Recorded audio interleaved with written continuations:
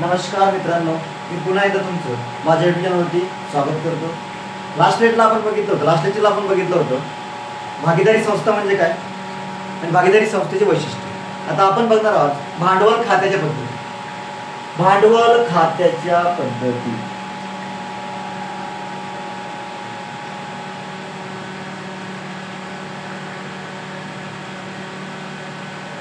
यामध्ये दोन पद्धती आहेत.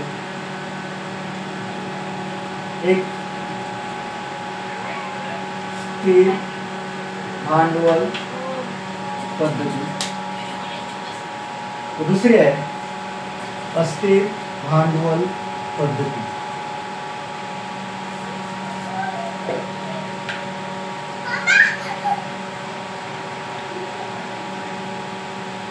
स्थिर भांडवल पद्धतीमध्ये दोन खाते तयार जातात. एक भांडवल खाते आणि एक चालू खाते. आणि अस्थिर भांडवल पद्धतीमध्ये फक्त भांडवल खाते तयार होते.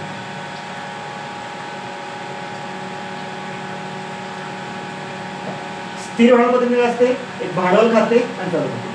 या पद्धतीमध्ये भागीदाराचे भांडवल हे वर्षाच्या शेवटपर्यंत स्थिर राहते आणि भांडवलाशी संबंधित जे काही समायोजन असेल सर्व समायोजन चालू खात्यात. मी समजा भांडवलाचं व्याज असेल,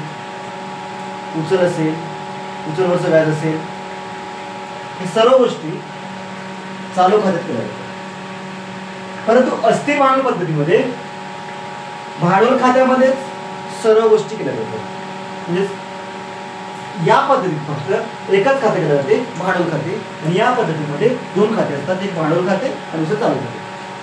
तर आपण आता बघणार आहोत भांडवल म्हणजे स्थिर भांडवल पद्धती. तर स्थिर भांडवल पद्धतीमध्ये दोन खाते आपण बघितले. आता या खात्यांची आखणी कशी करायची हे पण आपण आज बघणार आहोत.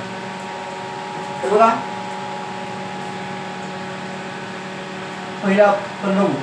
पहिले पाहू आपण भांडवल खाते. तर भांडवल खाते कसं करायचं, एकदम सोपी आहे ती. पहा, भांडवल खाते भागीदारांचे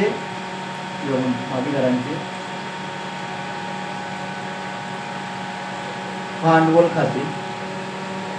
मागच्या वर्षी आपण खात्यांची सुरू करायची.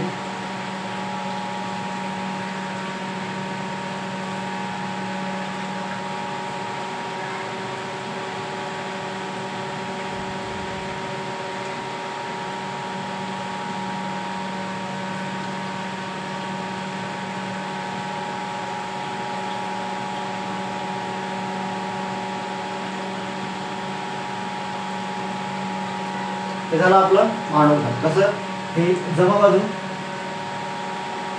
ही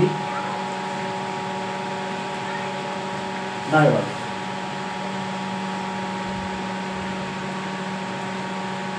दिनांक, विवरण किंवा तपशील. त्यानंतर इथं भागीदाराचं नाव अ असेल, अ ची रक्कम, ब ची रक्कम आणि क ची रक्कम. तर पुन्हा दिनांक जमा बाजूचे. तर विवरण, अ ची रक्कम, ब ची रक्कम आणि क ची रक्कम.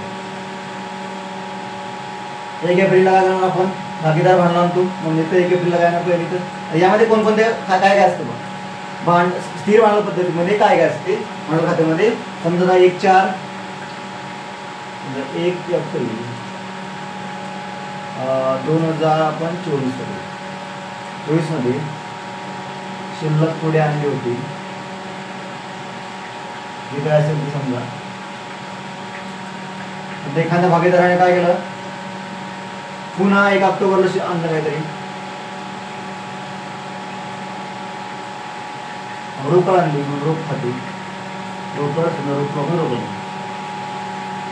खाते, रोकड ऑब्लिक बँक खाते.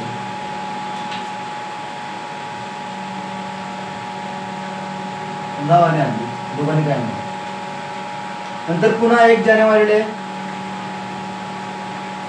कण आणलं, संपत्ती आणलं, फर्निचर आणलं.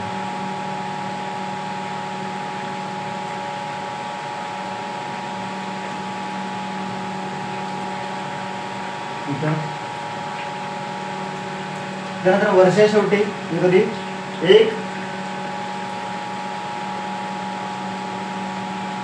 एक एप्रिलला वर्ष होते, संपते कधी 31 मार्च. 31 मार्च या सर्वांची बेरीज करायची.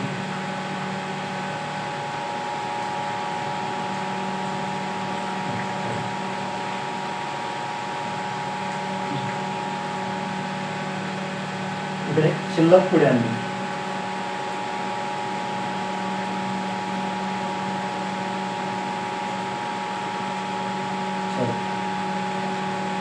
शिल्लक पुढे नेली. शिल्लक पुढे नेली. किती आहे शिल्लक? तर आपल्याला रक्कम नाही, म्हणून आपण आता डेमो आहे हा फॉर्मॅट आहे करतो आता, म्हणून त्यानंतर असं अकाउंट क्लोज करायचं.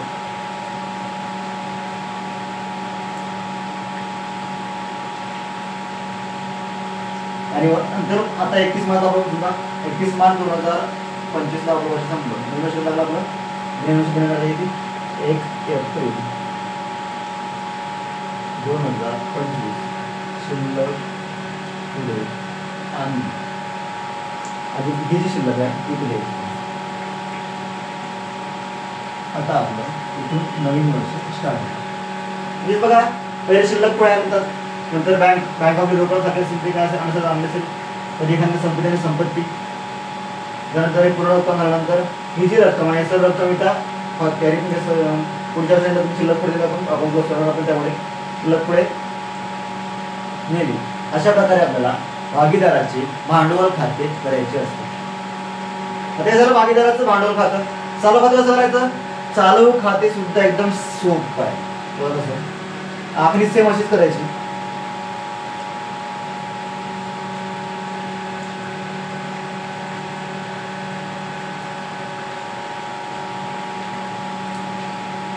भागीदारांची चालू खाते सेम आपली अशी. तर बघा इथं सुद्धा शिल्लक पुढे, जर जमा शिल्लक पुढे आणली,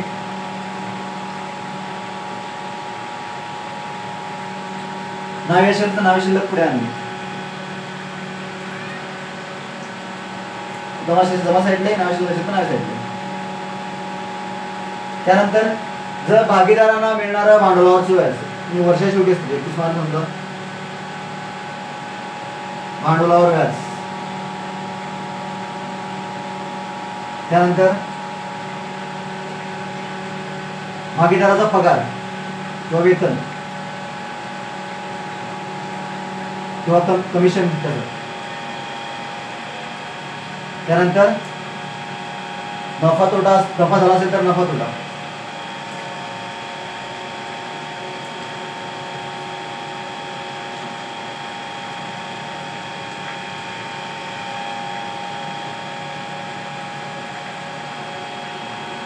त्यानंतर नाव्या साईडला काय असते?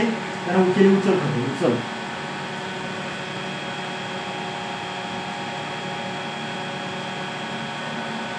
नंतर उचलवरचं व्याज.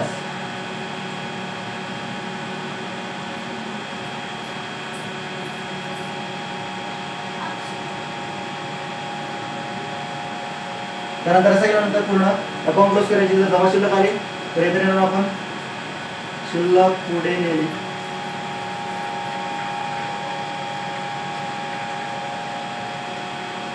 अकाउंट क्लोज करणार.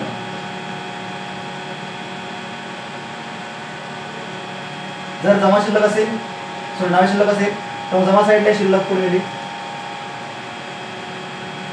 आपण जेव्हा प्रॉब्लेम सॉल्व्ह करतो आपल्याला कळणार, हे फक्त एक फॉर्मॅट आहे. अशा प्रकारे हे झालं आपलं भागीदाराचं चालू खाते. याच्या ज्या काही कीर्तन नोंदी आहेत, हे कीर्तन तुम्हाला मी नंतर याचा एक सेपरेट व्हिडिओ बनवणार. आजचा व्हिडिओ फक्त आपला होता भागीदारांचे चालू खाते आणि भागीदाराचे भांडवल खाते. स्थिर भांडवल पद्धती, भागीदाराच्या भांडवल खात्याच्या ज्या पद्धती आहेत त्यामधली पहिली पद्धत म्हणजे कोणती? स्थिर भांडवल पद्धत. अशा प्रकारे आपण पाहिलं भांडवल खात्याचा सुद्धा नमुना पाहिला आपण कसा असतो आणि चालू खाते एकदा तुम्ही बघून घ्या. झाला आपला चालू खाते नमुना. असंच भांडवल काय इथे घेत नसतं. हे झालं आपलं स्थिर भांडवल पद्धती. आता अस्थिर भांडवल पद्धतीत काय असतं? तर अस्थिर भांडवल पद्धतीमध्ये फक्त आपल्याला काय करावं लागते? भागीदाराचे भांडवल खाते तयार करावे लागते. हे झालं आपलं स्थिर भांडवल पद्धतीने. आता अस्थिर भांडवल पद्धतीने जर बघायला आपण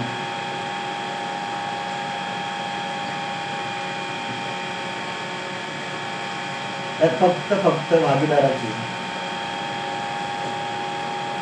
भांडवल खाते आणि इथे शिल्लक पुढे आणली, शिल्लक नसते शिल्लक भांडवल शिल्लक पुढे आणली, भांडवलाचं व्याज, वेतन, कमिशन, नफा तोटा शिल्लक पुढे आणली, इथं उचल उचलाचं व्याज शिल्लक पुढे आणली. तशी इकडे जास्त असेल इकडे जास्त असेल. जर जमा शिल्लक जास्त असेल नव्याचा शिल्लक पुढे आपण, नव्याचा जास्त असेल जमाच्या शिल्लक पुढे. अशा प्रकारे भांडवल खात्याचं दोन पद्धती पाहिल्या आपण, एक स्थिर भांडवल पद्धती आणि अस्थिर भांडवल पद्धती. आता यानुसार आपल्याला प्रॉब्लेम कसे सॉल्व्ह करायचे, कारण फायनल अकाउंट मागच्या वर्षी पण आपण बघितलं, अंतिम खाते आपण मागच्या वर्षी पण शिकलो एकल व्यापारी संस्थेचं. तर आता काय भागीदारी संस्था आहे, भागीदारी संस्थेचे अंतिम खाते कसे तयार करायचे यासाठी सर्वप्रथम मला त्याला भागीदारी संस्थेचे भांडवल खाते कसे ते आपण बघणार. त्यानंतर ते आपण आपल्याला बघायचं आहे ते कसं तयार करते बघायचं आहे. आणि ते कसं तयार करायचं यासाठी आपल्याला तर भांडवल खात्याचा नमुना माहीत असणे आवश्यक आहे. तर आता आपण पुढच्या व्हिडिओमध्ये या स्थिर भांडवल पद्धतीमध्ये कीर्तनबंदी आणि अस्थिर भांडवल कीर्तनबंदी यावर पुढच्या व्हिडिओमध्ये आपण चर्चा करणार आहोत. तर आता फक्त इथंच थांबतो. धन्यवाद.